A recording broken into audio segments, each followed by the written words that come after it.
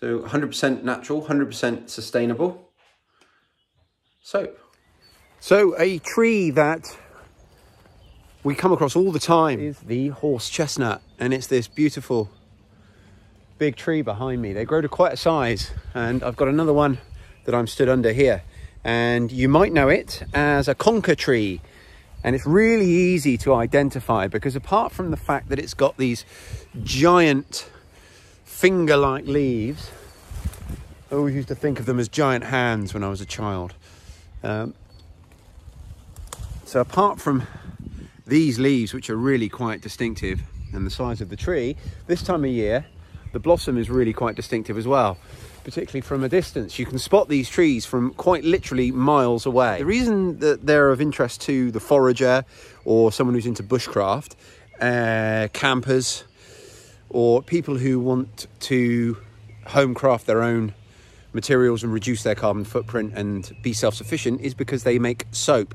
So one thing that a lot of bushcrafters will already be aware of is that you can make an ad hoc soap just out in the middle of nowhere every time you're camping or whatever by taking one or two of these leaves, crushing them up in your hands, and they release the saponins which are within the plant, which is a soap that you can use to wash your hands with. You just mix them with a little bit of water. But so that is certainly one of the things to do with them. But what we're going to do is we're going to take a bag of these home and we're going to show you that trick. But we're also going to make soap from that. So the reason we would do that is because we want to reuse our grey water. We want to stop using so many chemicals that need to be flushed away into the main sewer system, and we want to be able to reuse our water to do things like water our plants. So obviously we want to reduce the amount of chemicals that we have going through our system. So we're going to take a decent bunch of these leaves now and go home and start working with them.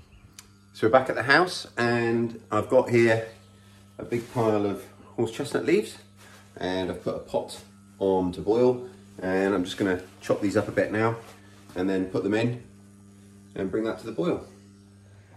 So there we go, they're all chopped down, and I'll put a lid on it now to keep the leaves at the top submerged in the steam.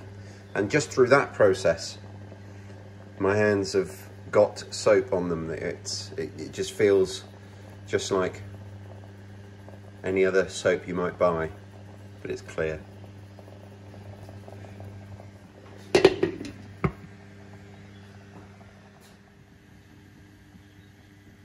Boiling away nicely now, and I'll leave that just for 20 minutes or so.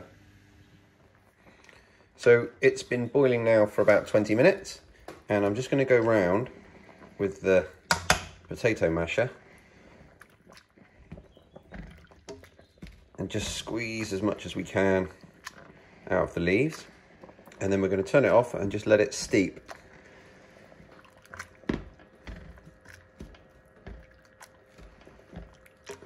But already, every time I touch the leaves, I've only got to touch the leaves and pull them off the masher, and then the residue that's left on my fingers is really soapy. We've just boiled them up for about 15-20 minutes, if that, and it just helps to release all the agents that are in the leaves. So I've just scooped them up onto a sieve there, and then the next thing that I've started doing, and getting quite close here, so is you just squeeze out all the soap, and it's quite amazing actually how thick it comes out. So can you see there on my hands? That's all just liquid soap. Are you picking that up all right? And that's just from one small handful. So I'm going to squeeze and squeeze and squeeze to get every last drop out. And of course this is the most concentrate soap that you're going to get, is when you're squeezing it out of this bundle of leaves like that. But my hands now are just absolutely covered in soap. So we're going to do that with the rest of the leaves now, and then that's going to form our soap that we'll keep in the kitchen. And then the water that you used can be used as it is as a detergent for cleaning clothes or washing your floors. It's a nice, gentle detergent that doesn't have, it's going to be good for wool and hair and things like that. Whereas some harsher chemicals wouldn't be. But there we go. I mean, that is just incredibly thick as washing up liquid.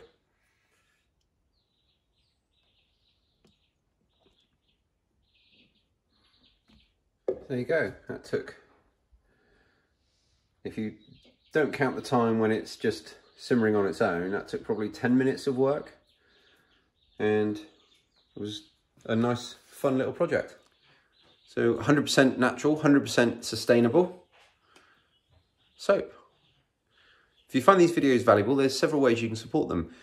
Please do leave a message down below, like the video, and subscribe to our channels. I do new videos all the time, at least once a week. And we're also available via a podcast, the Self-Sufficient Hub podcast. So check that out. Thanks for watching. See you on the next one.